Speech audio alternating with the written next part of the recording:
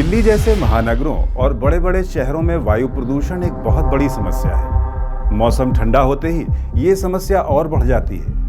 हमारे आसपास की हवा में फैले इस जहर की जानकारी देता है मौसम विभाग द्वारा जारी किया जाने वाला एयर क्वालिटी इंडेक्स या AQI। जैसे दिल्ली शहर का AQI इस वक्त अनहेल्दी कैटेगरी में आ गया है, यानी इस हवा में बच्चों, बुजुर्गों, दमा या दिल की बीमारी से जूझ रहे लोगों का सांस लेना नुकसानदायक हो सकता है। एयर क्वालिटी इंडेक्स यानी AQI एक पैमाना है जिससे हम ये जान सकते हैं कि हवा में फैला प्रदूषण का स्तर हमारे स्वास्थ्य पर कितना असर डाल सकता है। हवा की गुणवत्ता को मापने के लिए एक शहर के अलग अलग स्थानों पर खास सेंसर्स और डिवाइसेस लगाई जाती हैं। ये उपकरण हवा के नमूनों को इकट्ठा करते हैं और उनमें मौजूद तरह तरह के प्रदूषकों को मापते हैं, जैसे PM 2.5 यानी पार्टिकुलेट मैटर 2.5, PM 10 यानी पार्टिकुलेट मैटर 10, नाइट्रोजन डाइऑक्साइड,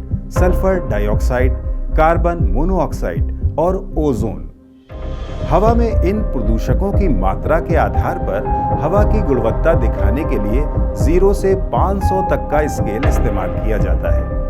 प्रदूषकों की बढ़ती संख्या के आधार पर AQI को 6 कैटेगरीज में बांटा गया है और हर कैटेगरी के लिए एक रंग निश्चित है, यानी पोल्यूटेंट्स की संख्या जितनी ज्यादा होगी हवा उतनी ही खराब मानी जाएगी।